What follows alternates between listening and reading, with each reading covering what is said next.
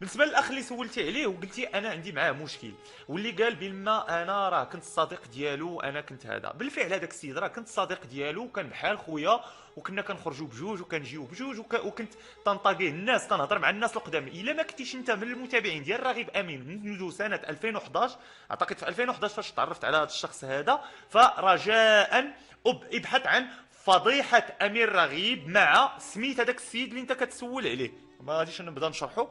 غادي تلقى ان هذاك السيد ورطني في واحد المشكل كبير مع لي فان ديالي، لان هذاك الشخص ما كانش مشهور قبل من 2011. غادي انت نقولوا هذه الهضره، دائما جوجل هو الحكم في هذا الامر. ابحث، هذا السيد ما كانش مشهور قبل 2011. هذا السيد استغنى باش يبيع شي حاجه انا كنت كنت ملي يلاه بديت كنت نايف، ما كنتش كنعرف القوالب ديال الانترنت فيما يخص التجاره الالكترونيه والى غير ذلك. هذاك السيد استغني باش يتعرف، باش يبيع واحد الحاجه، باش يبيع واحد الدرس.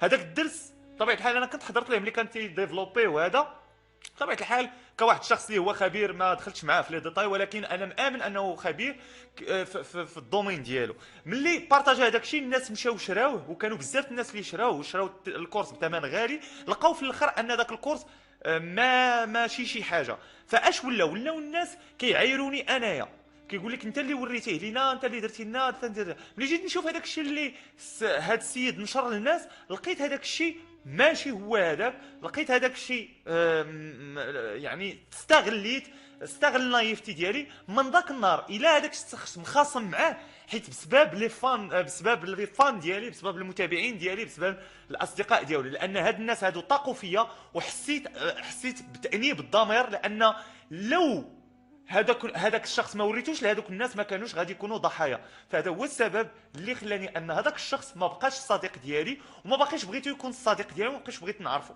السلام عليكم. هذا الشيء اللي كاين. وكما قلت، الناس اللي شافوا ذاك الحوار اللي دار وهذا، قلبوا رجاء في الانترنت وغادي تشوفوا كاع هادشي اللي كنقول واش كاين ولا ما كاينش، وغادي تلقاوه بصح كاين. حيت كاين بزاف الناس اللي شافوا هذيك لا فيديو ولكن ما تعرفوش امين راغي في 2011. ما يلا تعرفوني في 2013 ولا 14. لا، خصنا نرجعوا ل 2015.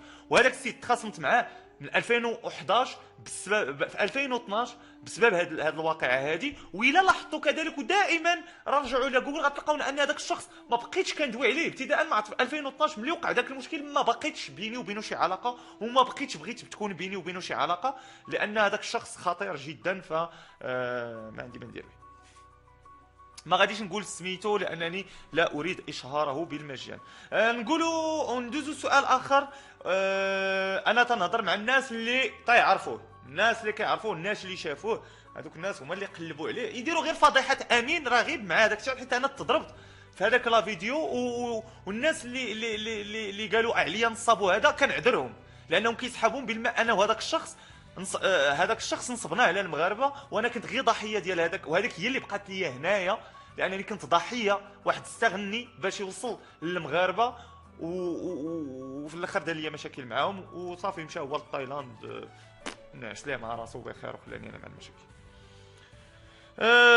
يلا ندوزو سؤال اخر. اذا الله يخليكم، ما باغيتش نبقى نهضر على كل واحد، فهذا هو المهم، هذا هو الرد. باش ما باقيش غادي نهضر على هذا السيد، وما باقيش غنهضر على اي شي واحد.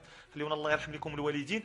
هاد البلبله اللي ولات كثيره ما بقيتش حاملها، لانني انا بغيت واحد الشخص اللي يركز على العمل ديالو، ركز على هادشي اللي كندير. اما نبقى هذا قال فيك، هذا دار ليك، هذا شعل ليك، اللي بغى يدير شي حاجه الله يعاونو. اما انا الناس اللي كيعرفوني راه كيعرفوني مزيان، واللي ما كيعرفنيش غادي تعرفوا الايام بيا. ووقفنا الكلام عند هذا الحد.